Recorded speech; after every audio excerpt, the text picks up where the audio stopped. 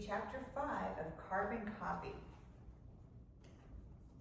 Lilly arrived at the station and headed towards her dressing room. Of course, a more accurate description of these quarters would be a closet with a mirror and a desk.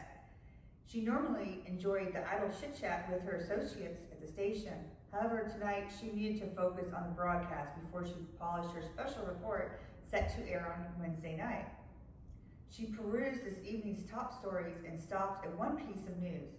Morgan Medical Research has successfully cloned a human embryo. This European company cloned human embryos to use in stem cell research, a procedure banned in the United States. Morgan Medical tried to find cures for various types of cancer, but at the cost of a human life. Although she found it difficult about the lack of morals, she needed to keep her emotions under control, at least until after the broadcast. Knock, knock. Jennifer Jones' voice filtered through her door. Before Lilly could answer, Jennifer had opened the door, let herself in, and pissed Lilly off. Hey Jen, how are ya? Lilly turned around and smiled at the petite brunette. Lilly strove to get along with everyone, but once she learned Jennifer referred to as Botox Barbie, Lilly limited the amount of personal information she shared. If you don't want people to know your business, do not tell anyone about your business. Her mother's voice echoed in her head. Damn it, she was right again. Oh my God, Jen said, looking down at the news copy on Lily's desk. I'm like, so sorry. But not sorry enough to leave. Oh, it's okay. I wanted to get some work done. Funny, it happens sometimes when I'm in my office, Lilly said, not even trying to hide her sarcasm. She looked up at Jen and tilted her head. What's up? Did you hear about Joe and the receptionist? Jen asked. I didn't know he dated her, Lilly said. Well, I don't know if he's dating her, but he's definitely screwing her. Holy shit, my own cameraman screwed around at the office and I'm the last to know. Jen looked proud of the fact that she knew whose vagina Joe recently pricked. But it didn't surprise Lilly. Who cares, Lilly thought. Jen lived in a pathetic existence to be so absorbed in the lives of others.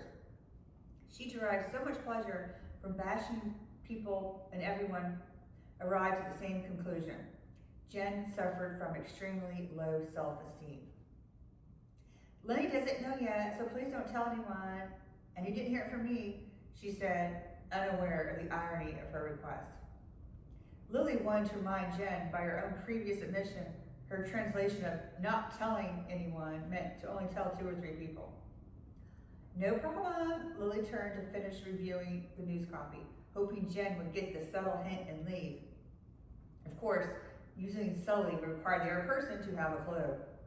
Lilly didn't know if Jen understood or if a shiny object distracted her, but Jen exited with a parading homecoming queen wave. Intent on staying ahead of schedule, Lilly scanned the footage for her next special report. The segment could use another interview, and she decided to film the closing remarks at Ground Zero. She would shoot the remarks on Monday, and Lenny could give it a look-see on Tuesday before it aired on Wednesday. Lilly checked everything off of her mental to-do list, save for the easiest and most important item, kissing Lenny's ass. She walked down the insanity of the hallway to Lenny's office door. Lilly knocked on Lenny's open door and stuck her head in. Good evening, Mr. Levine. How are you? Lilly, perfect timing. Come on in. How's the piece coming? He asked and waved her towards the chair opposite his cluttered desk. With his bushy mustache and wild hair, he resembled Groucho Marx. His brown eyes sharp and his aging face missed very little, but Lilly knew how to work them. Most of the time. Almost done. I have another idea for an interview and closing remarks. Would it be possible to use Joe in one of the vans for a few hours tomorrow morning? Lilly asked. Sure, let's talk about your upcoming assignments. Lilly stood up from the leather chair and closed the door. Uh-oh, here it comes. She panicked. Her heart raced. Closing the door signaled a serious one-sided conversation. Hopefully this didn't signal the end of her dream. Most likely, everyone now whispered about the conversation taking place in Lenny's office.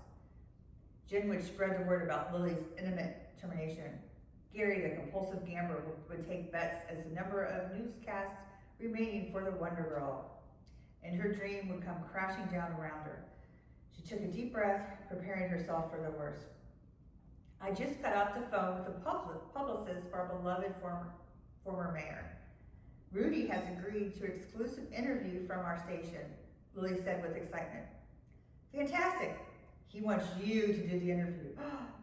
I'd be honored, she said, but shocked was more accurate. No wonder Lily closed the door. Everyone at the station would be pea-green with envy. Now, here's the tricky part. It airs live 3 weeks from tomorrow, Lily said. No problem. Lily nodded at her head. A thrill zinged through her system. Lily would see increased ratings and ad dollars, but she saw her star rising. And we better keep this under wraps until I announce it to the gang at tomorrow's staff meeting, Lily said. No problem. Basically, he likes your style, your exposure, and your empathy, and your professionalism, Lily said. And don't forget my measurements, Lily added under her breath. I wouldn't be surprised if this interview is picked up nationally, which explains my concern. You're going to be huge after this, and I'll end up losing you because you'll be presented with opportunities to move on. Lily wanted to get up, but he kept on talking. Lily tended to do this to people. No one knew for certain when a conversation with Lily ended. One time, she walked halfway down the hall, and he started talking to her again. Furthermore, people will get their noses out of joint, especially the more seasoned newscasters. At least they made the decision for me. It makes my explanation more palatable. But behind these closed doors, my choice remained the same, Lily said. Thank you, Mr. Levine. Lily finally made her escape. As she emerged from behind closed doors, everyone scattered. She smirked. Ha! All bets were off. Literally. Come back next time for more chapters.